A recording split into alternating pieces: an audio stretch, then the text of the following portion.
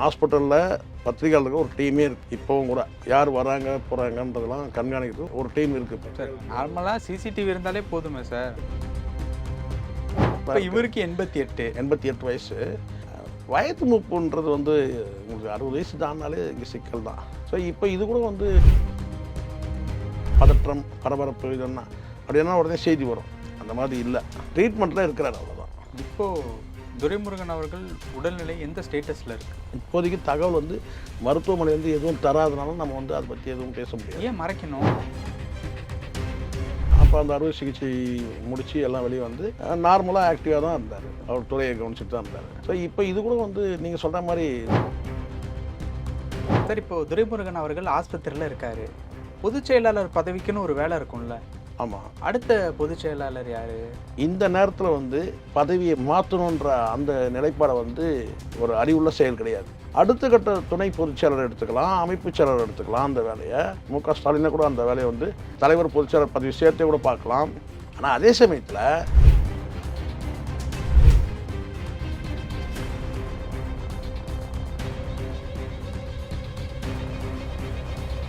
Real one நேயர்களுக்கு வணக்கம். இன்று நம்மளுடைய நேர்காணலுக்கு டிஜிட்டல் ஜேர்னலிஸ்டான திரு ஷேகுவார் அவர்கள் இணைஞ்சிருக்காங்க. சார் வணக்கம். வணக்கம் சார். ரொம்ப பரபரப்பாக அதே நேரத்தில் சைலண்ட்டாக திமுகவினுடைய பொதுச் செயலாளர் திரு துரைமுருகன் அவர்களுடைய செய்தி கொஞ்சம் சைலண்ட்டாக ஒரு பரபரப்பை ஏற்படுத்திக்கிட்டு இருக்கு. இப்போ இதில் அவர் மருத்துவமனையில் அட்மிட் பண்ணதன் பிறகு வந்துக்கிட்டு இருக்கக்கூடிய ஒரு செய்திப்படி பார்த்தோம் அப்படின்னா கொஞ்சம் பதட்டத்தை தான் ஏற்படுத்துது. என்ன நடக்குது அவருடைய உடல்நிலையில்? ஏற்கனவே ஓப்பன் ஹார்ட் சர்ஜரி, வயது மூப்பு ஒரு பக்கம், 84 வயசு இல்லை. அது 2 தான் காரணம். என்ன ஒரு ஓப்பன் ஹார்ட் சர்ஜரி பண்ணவர் தான். ஆனால் பல வருடங்கள் ஆயிடுச்சு அது பண்ணி. எப்படியும் ஒரு 10 வருஷத்துக்கு மேலே இருக்கும்னு நினைக்கிறேன். அப்படி ஒரு செய்தி இருந்தது. அப்போ அந்த அறுவை சிகிச்சை முடித்து எல்லாம் வெளியே நார்மலாக ஆக்டிவாக தான் இருந்தார். அவர் துறையை கவனிச்சுட்டு தான் இருந்தார். ஸோ இப்போ இது கூட நீங்கள் சொல்கிற மாதிரி பெரிய ஒரு பரபரப்புலாம் இல்லை. மருத்துவமனையில் சிகிச்சையில் இருக்கிறார், அவ்வளோதான். வயது மூப்பு தான் முக்கியமானது. நீண்ட காலம் ரெஸ்ட்டில் இருந்தாருக்கும் தெரியும். ஆக்டிவாக மேடைக்கும் இங்கெல்லாம் வராமல் தான் இருந்தார். அது தொடர்ச்சியாக இப்போ ட்ரீட்மெண்ட்டில் இருக்கிறார், அவ்வளோதான். இதை தாண்டி ஒன்றும் கிடையாது. நீங்கள் சொல்கிற மாதிரி பரபரப்புலாம் ஒன்றும் இல்லை. ட்ரீட்மெண்ட்டில் இருக்கும்போது ஒரு அமைச்சர் ட்ரீட்மெண்ட்டில் இருந்தால் முதலமைச்சர் போய் பார்க்கறதுன்றது, அதுவும் குறிப்பாக ஒரு மூத்த அமைச்சர், கட்சியோட பொதுச் செயலாளர், அப்படி இருக்கும்போது போய் பார்க்க தானே செய்யணும். அதில் முதலமைச்சர் போனதுனால வேணால் சொல்லலாம் நீங்கள் பரபரப்பாக இருக்குன்னு. மற்றபடி பரபரப்பு நீங்கள் சொல்கிற அளவுக்குலாம் ஒன்றும் பரபரப்புலாம் கிடையாது. ஓகே. இப்போது இருக்கக்கூடிய ஒரு சுச்சுவேஷன் படி பார்த்தோம் அப்படின்னா வயது முதிர்வு அப்படிங்கிறது அவருக்கு ஒரு இயல்பான ஒரு விஷயம் அப்படின்னு வச்சுக்கோங்களேன். பட் அடிக்கடி ஹாஸ்பிட்டல் போகிறது அப்படிங்கிறது உடம்பு ரொம்ப சிக்காகிட்டே வருது அப்படிங்கிறத காட்டுது. அப்படிலாம் சொல்ல முடியாது தமிழ். இப்போது வயது மூப்புனாலே இப்போ நான் 55 வயசாவது எத்தனை முறை ஹாஸ்பிட்டலுக்கு போகிறேன்னு உங்களுக்கு தெரியுமா? நேற்று கூட போனேன். அந்த சைடு வழியா போறதுங்கிறது வேற. நல்லா இருக்க நீங்க சொல்றது. அந்த வழி இல்லை, ட்ரீட்மெண்ட்டுக்கே போகிறேன். நல்லா காமெடி பண்ணுறீங்க, ஓகே. வழியாக போகிறது ட்ரீட்மெண்ட்டுக்கு போய் தான் வரும். எல்லாருக்குமே ஒரு பிரச்சனை வரதானே சார். 50 வயசு தானாலே பிரச்சனை தான். இங்கே ஏற்கனவே 35-40 இங்கே ஹார்ட் அட்டாக்ல எகிற கேஸ்லாம். இவருக்கு 88 வயசு.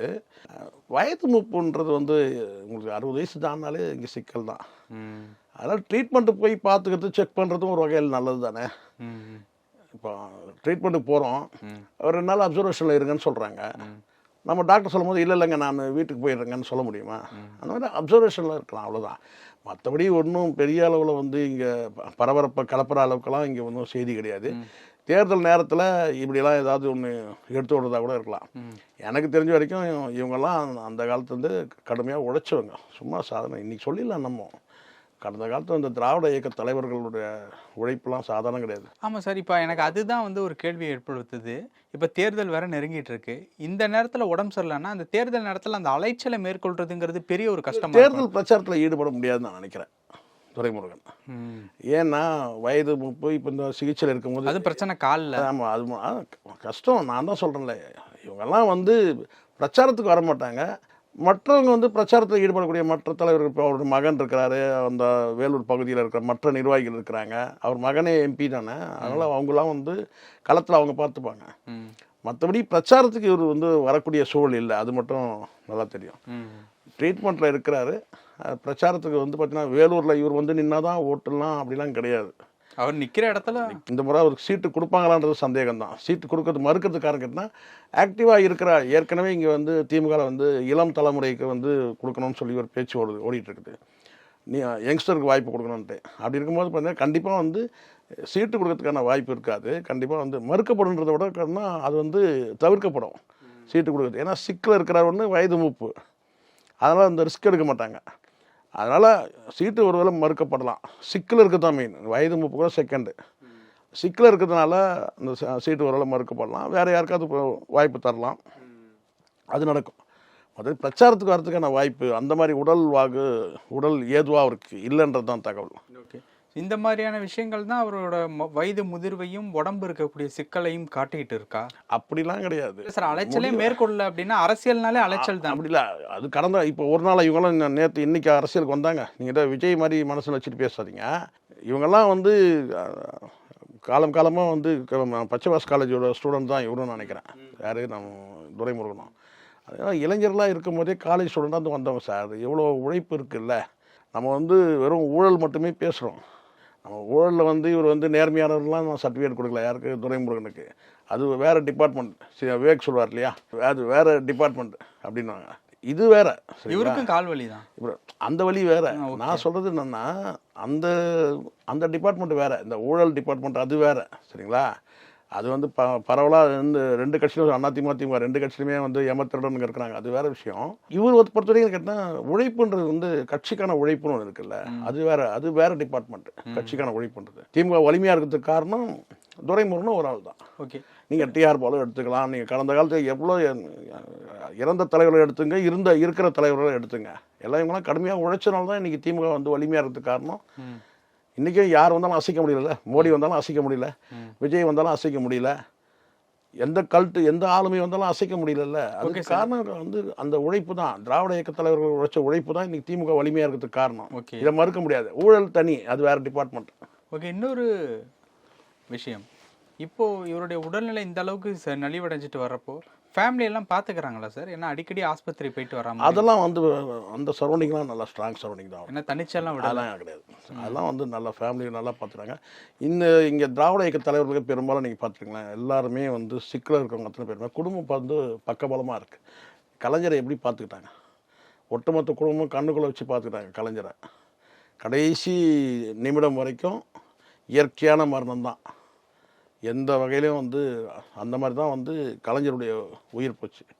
அந்தளவுக்கு வந்து கண்ணுக்குள்ளே வச்சு பார்த்துட்டாங்க ஒட்டுமொத்த குடும்பமாக. அதே மாதிரி தான் இவங்களுக்கு வந்து திராவிட இயக்க தலைவர்கள் பெரும்பாலும் கேட்டால் குடும்பம் வந்து பின்னணியில் வந்து எல்லா குடும்பமும் கிட்டத்தட்ட ஒரு பல்கலைக்கழகம் மாதிரி தானே இருக்குது. எல்லாருமே வந்து பார்த்திங்கன்னா வந்து பாதுகாப்பாக பராமரித்தாங்கன்றதுலாம் உண்மை. அதே மாதிரி துரைமுருகனையும் கூட நல்ல முறையில் பராமரிக்கிறாங்கன்றது தான் உண்மை. ஓகே, ஹாஸ்பிட்டலில் வச்சு பார்த்துக்கிறாங்கன்றது தான். அதெல்லாம் செய்தி வந்துட்டு தானே சார் இருக்குது. ஹாஸ்பிட்டலில் பத்திரிகையாளருக்கு ஒரு டீமே இருக்குது இப்போவும் கூட. சரிங்களா? யார் வராங்க போகிறாங்கன்றதெல்லாம் கண்காணிக்கிறதுக்கு ஒரு டீம் இருக்குது. சார் நார்மலாக சிசிடிவி இருந்தாலே போதுமே சார். பத்திரிகையாளர் டீம் தனியாக இருக்கிறாங்கன்ற நான். இப்போ நமக்கு செய்தி வருது, எங்கேருந்து வர செய்தி இப்படி தான் வருது. சரிங்களா? அதனால் வந்து அந்த இப்போ ஏதாவது ஒரு நீங்கள் சொல்கிற மாதிரி நீங்கள் சொன்னீங்கல்ல பதற்றம் பரபரப்பு இதெல்லாம் அப்படின்னா உடனே செய்தி வரும். அந்த மாதிரி இல்லை, ட்ரீட்மெண்ட்டில் இருக்கிறார், அவ்வளோதான். இப்போது துரைமுருகன் அவர்கள் உடல்நிலை எந்த ஸ்டேட்டஸில் இருக்குது? இப்போதைக்கு தகவல் வந்து மருத்துவமனையிலேருந்து எதுவும் தராதனால நம்ம வந்து அதை பற்றி எதுவும் பேச முடியாது. ஏன் மறைக்கணும்? மறைக்கிறது இல்லை, இல்லைன்னா மறைக்கிறது இருக்குது. பிரச்சனை இருந்தால் நீங்கள் சொன்ன மாதிரி பதற்றம் பரபரப்பு இந்த மாதிரி ஏதாவது ஒரு ஆபத்தான இக்கட்டான சூழ்நிலை இருந்துக்கிட்டனா வந்து கவலைக்கிடம் அந்த மாதிரி எதாவது இருந்தாக்கா வந்து ஹாஸ்பிட்டலில் கொடுப்பாங்க. இதுக்கு முன்னாடி ஏற்கனவே கொடுத்துருக்காங்கல்ல, ஹாஸ்பிட்டலில் போய் அட்மிட் ஆகிறவங்களுக்கு. அந்த மாதிரி எதுவும் இல்லை. நீங்கள் சொல்கிற மாதிரி பரபரப்பும் அந்த மாதிரி எதுவுமே இல்லை. அதனால் வந்து மருத்துவமனை போய் சேர்ந்துட்டாலே ரிப்போர்ட் அப்பப்போ வந்து ஒரு மணி நேரத்துக்கு ஒரு மாதிரி ரிப்போர்ட் கொடுக்கணும் என்ன இருக்கான்னு பிரச்சனை சிக்கல் எதுவும் கிடையாது. இது வயது மூப்பில் சரிங்களா வரக்கூடிய பிரச்சனை. அது வந்து இவங்க ட்ரீட்மெண்ட் எடுத்துகிட்டு இருக்கிறாங்க. முதலமைச்சர் போய் பார்த்ததுனால சீரியஸாக இருக்கிறாரா அப்படின்னு. சீரியஸ்னால் மருத்துவமனையே ரிப்போர்ட்டை கொடுக்கும், அதுவும் அரசும் ரிப்போர்ட் கொடுக்கும். ஏன்னா வந்து மூத்த அமைச்சரில் அரசும் வந்து கொடுக்கும். அதனால் எல்லோரும் இப்போ ஒரு விஷயம் இருக்குது. சமீப காலமாக இந்த ஒரு ஜெயலலிதா மரணத்துக்கு பிறகு அடுத்து ஹாஸ்பிட்டலில் போய் கொரோனா பீரியடுக்கு அப்புறம் நம்ம சொல்ல முடியும். கொரோனா வந்து வந்த பிறகு வந்து பெரும்பாலும் வந்து இந்த மருத்துவமனையை போய் பார்க்குறதே வந்து நோயாளிகளுக்கு வந்து உளவியலாக சிக்கல், தொற்று நோயும் ஏற்படும். அதில் பெரும்பாலும் வந்து ஹாஸ்பிட்டலில் போய் அட்மிட் ஆனாலே வந்து இந்த வந்து கும்பலாக அந்த வந்து சம்பிரதாயப்படி போய் எல்லா தலைவரும் போய் பார்க்கறதுன்னு ஒன்று இருக்குல்ல, அதை அவாய்ட் பண்ணிக்கிறாங்க. இப்போ நீங்கள் வந்து இப்போ ஒரு பெரும் கூட்டம் போயிட்டு வந்துட்டு தான் என்ன பண்ணீங்க. அதே மாதிரி ஒரு நல்லகண்ண ஐயாவுக்கு வெளியில் ஆளே செக் போஸ்ட்டே போட்டாங்க. அப்போ தான் போய் ஃபோட்டோ எடுத்துக்கணும்னு சொல்லி தன்னார்வத்தோட இவ்வளோ காலம் இருந்தார். அப்போல்லாம் போகல. அவர் ஹாஸ்பிட்டலில் போய் அட்மிட் ஆகிருந்தபோது, அதுவும் கவர்மெண்ட் ஹாஸ்பிட்டலில், அப்போ தான் வந்து படையெடுத்து போய் ஃபோட்டோ எடுத்துக்கிருக்காங்க. ஸோ அப்படி போயிட்டு வந்தாங்கன்னா அவங்க போயிட்டு வந்து அவங்க ஒரு கதை சொல்லுவாங்க இல்லையா. இவங்க சொன்னாங்களா, அந்தம்மா யார், இந்த சிஆர் சரஸ்வதி அம்மா இட்லி சாப்பிட்டாங்க, உப்புமா சாப்பிட்டாங்கன்னு சொல்லி அப்படியே இன்னும் அப்படியே ஞாபகத்தில் அப்படியே இருக்கல நமக்கு. 10 வருஷம் ஆயிடுச்சு. அம்மா இட்லி சாப்பிட்டாங்க, உப்புமா சாப்பிட்டாங்க, கொஞ்சோண்டு உருளைக்கிழங்கு பிசைஞ்சு சாப்பிட்டாங்க அப்படிலாம் சொன்னாங்க. கடைசியில் என்னாச்சு. ஸோ அந்த மாதிரி இவங்க போகிறவங்கெல்லாம் போயிட்டு வந்து ஒரு கதை சொல்லுவாங்க தமிழ். அதனால் நிம்மதியாக ரெஸ்ட்டில் இருக்கட்டும், அவ்வளோதான். சிக்கல் ஒன்றும் கிடையாது. இது வரைக்கும் அந்த மாதிரி தகவல் எதுவும் இல்லை. ஓகே, அப்படி இருந்தால் நம்ம சொல்லுவோம். அவர் வயது மூப்பு 88 வயசுனா கொஞ்சம் வயசுலாம் கிடையாது. கலைஞர் 94 வயசு வரைக்கும் இருந்தார். வயது மூப்பு தான் இது, மற்றபடி வேறு ஒன்றும் கிடையாது. ஆல்ரெடி அவர் வந்து ஓப்பனர் சர்ஜரிலாம் ஏற்கனவே பண்ணியிருக்கிறாரு. ஸோ ட்ரீட்மெண்ட்டில் இருந்தாங்கன்னா அது நல்லது தானே. ஒரு பூர்ணமாக குணமடைஞ்சிட்டா வீட்டுக்கு வந்துடுவாங்க. வீட்டில் இருந்துட்டு வந்துட்டு போகிறதுக்குன்னா அப்சர்வேஷனில் வச்சு பார்த்துக்கிறாங்க. அந்த மாதிரி நடக்குது. சிக்கல் ஏதாவதுன்னு கேட்டால் ஹாஸ்பிட்டலும் சொல்ல போகுது, அரசும் சொல்ல போகுது, அவ்வளோதான். சார், இப்போ துரைமுருகன் அவர்கள் ஆஸ்பத்திரியில் இருக்காரு. பொதுச் செயலாளர் பதவிக்குன்னு ஒரு வேலை இருக்கும்ல. ஆமாம். அடுத்த பொதுச் செயலாளர் யார்? இப்போ நீங்கள் கேட்குற கேள்வி சரிதான். இப்போ மருத்துவமனையில் இருக்கிறாரு, ஆக்டிவாக இல்லை. அப்போ அந்த பொதுச்செயலாளர் பதவி எப்படி தேர்தல் நேரமாச்சுன்னு கேட்குறீங்க. உங்கள் கவலை புரியுது எனக்கு. ஆனால் இந்த நேரத்தில் வந்து பதவியை மாற்றணுன்ற அந்த நிலைப்பாடை வந்து ஒரு அறிவுள்ள செயல் கிடையாது. அதை செய்ய மாட்டாங்க நிர்வாகத்தில், கட்சி நிர்வாகத்தில். இப்போ அவருடைய பொறுப்பு என்ன? அந்த பொறுப்பை அமைப்பு செயலர் எடுத்துக்கலாம், தலைவரை எடுத்துக்கலாம், வேறு யாராவது அந்த பணியை எடுத்துப்பாங்க. இப்போ வந்து ஹாஸ்பிட்டலில் வந்து அட்மிட் ஆகிருக்கிறாருங்க, அவரால் வந்து ஆக்டிவாக இறங்கி வேலை செய்ய முடியாது, தேர்தல் நேரம். அப்போ அந்த வேலையை செய்கிறதுக்கு வேற ஒருத்தர் வந்து அதுக்கான வந்து புதுசாக அகாமடேட் பண்ண மாட்டாங்கன்னு சொல்ல வரேன். புதுசாக ஒரு பொதுச்செயலர் வந்து இப்போ தேடக்கூடிய சூழல் இப்போ கிடையாது. தேர்தல் நேரம், தேர்தல் அறிவிப்பு வரணும். மற்றபடி எப்படி இந்த கூட்டணி பேச்சுவார்த்தைகள் எப்படி வந்து தலைவர் எப்படி செய்கிறாரோ அந்த மாதிரி மற்ற நடவடிக்கைகள், பொதுச்செயலர் செய்யக்கூடிய அத்தனை நடவடிக்கைகளையும் அடுத்த கட்ட துணை பொதுச்செயலர் எடுத்துக்கலாம், அமைப்பு செயலர் எடுத்துக்கலாம். அந்த வேலையை என் தலைவரே எடுத்துக்கலாம். மு.க. ஸ்டாலினை கூட அந்த வேலையை வந்து தலைவர் பொதுச்செயலர் பதவி சேர்த்தே கூட பார்க்கலாம். அப்படி நடக்கும். ஆனால் அதே சமயத்தில் மாற்ற வேண்டிய கட்டாயம் சூழல்ன்றது கிடையாது. ஏன்னா அவர் லைவ் இப்போ இருக்கிறாரு. அவர் வந்து ஆக்டிவாக இல்லைன்றது ஒரு தகவலாக நீங்கள் சொல்கிறீங்களே, ஆக்டிவாக இல்லை. அப்போ அந்த ஆக்டிவாக வந்து அவருடைய பொறுப்பை வந்து வேற ஒருத்தர் வந்து அந்த பொறுப்பை சுமப்பார், அவ்வளோதான். அப்படி தான் நம்ம எடுத்துன்னு தவிர பொதுச்செயலர் வந்து இந்த தேர்தல் நேரத்தில் உடனே ஒரு பொதுச்செயலர் தேர்வு செய்கிறது அந்த ரிஸ்க்கு வந்து எப்பவுமே எடுக்க மாட்டாங்க. அதுதான் வந்து அது வந்து அவசர கோலத்தில் அள்ளி தெளிச்ச மாதிரி ஆயிரும். உடனடியாக இன்னொரு பொதுச்செயலர் யாருன்னா அங்கே தேவையற்ற சில குழப்பங்கள் வரலாம், பிரச்சனைகள் வரலாம். அதை விட கேட்டிங்கன்னா தேர்தல் முடிஞ்ச பிறகு ஒரு உடல்நிலை தேறி வந்துட்டாருன்னா இவர் தொடருவார், அவ்வளோதான். பல விஷயங்கள் பேசணும். நேரத்துக்கு ரொம்ப நன்றி. நன்றி சார்.